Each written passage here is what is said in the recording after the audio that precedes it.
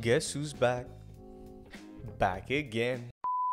In case you are wondering where did I go, well, here I am. I've been awfully busy working on this algorithmic trading tool for the past 2 years, and it's pretty much eaten up all of my time. I'm super excited to say that the project, AESIR, has been released last week. It marks our official release on 12th of May. We took this project from the very beginning all the way to an official release. It all started in March 2021, where if you've watched some of my previous videos, you'll see that I was working on this tool called the Binance Volatility Bot. Now, what the Binance Volatility Bot is supposed to do is allows you to look at volatile assets on Binance and then place a trade according to how volatile an asset is. For instance, it would allow you to buy coins that gained more than, say, 3% in the last 5 minutes. But the cool thing about it is that it allows you to trade any of the assets on Binance. It wouldn't just scan one or two, it would scan all of them at the same time and just look for the most volatile ones. Now, that idea got a little bit of momentum and people started making GitHub pull requests, people started playing around with it, and a lot of people also struggle to run it because you would need a bit of technical knowledge. You'd need to know how to run a Python script. You'd also need to know how to install dependencies, configure YAML files, nothing overly complex, but for someone without understanding of programming languages, it's not something that you could easily put together and then run. So that was the initial idea for AESIR. Let's make a UI for this tool that everyone can use. Right, well, it's safe to say that at the time we had absolutely no idea how big of a challenge that would be. We kept adding features on top of one another, and AESIR became its own cryptocurrency trading platform. It became its own thing. Back when I was still working on this tool and I posted it on Reddit for the first time on the cryptocurrency subreddit, and a few of the people that were excited about it were also creating pull requests on GitHub. And that's how the original team met. We've all met through the Binance Volatility thread that I posted on Reddit 2 years ago. We started talking and we thought, hey, we can really build something special here. Imagination. One of the challenges of working with a remote team is that you actually don't really see the people and you don't really know if you can trust the people. Like, how am I gonna know that these people are trustworthy enough to establish a company with? I'm happy to say that we're all good. No one ran away with the money.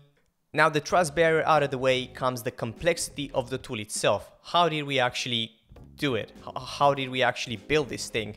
Well, I'd like to split the complexity into two parts. I like to talk about it in terms of functionality and infrastructure. Functionality is what makes the tool do the things it does.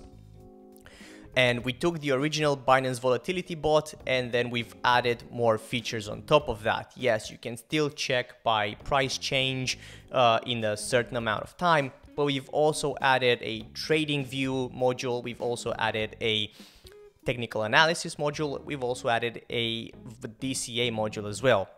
And we've made it so that you can actually stack these on top of each other. So you can add a volatility layer along with a technical analysis layer. So let's say you want to make your trading bot a little bit more complex. You still want to trade based on volatile assets, but you want to confirm the signal using another indicator. So you can add a technical indicator, any kind of technical indicator. You can add the RSI, MACD, all of that to the volatility configuration in order to make sure that it picks the assets that you're looking for. We've also added TradingView support. If you don't know what TradingView is a platform that aggregates different markets together and allows you to use technical analysis tools in order to make more informed decisions on trading. The cool thing about TradingView is that you don't actually need to configure your indicators in order to determine whether this asset is good to buy or not. TradingView has this cool computed feature where you can actually just pick an indicator and TradingView will tell you the sentiment and the signal of this indicator is buy, neutral, or sell. And that's exactly what we've added into AESIR. We've made it so that you can choose any number of TradingView indicators and ask AESIR to tell you how many of them send a buy signal. So let's say you pick the MACD, you pick the RSI, you pick the EMA5 and EMA10, and you can combine this with volatility, or you can combine this with a traditional technical analysis. We've also added a social hub, which is a place where people can view other people's configurations.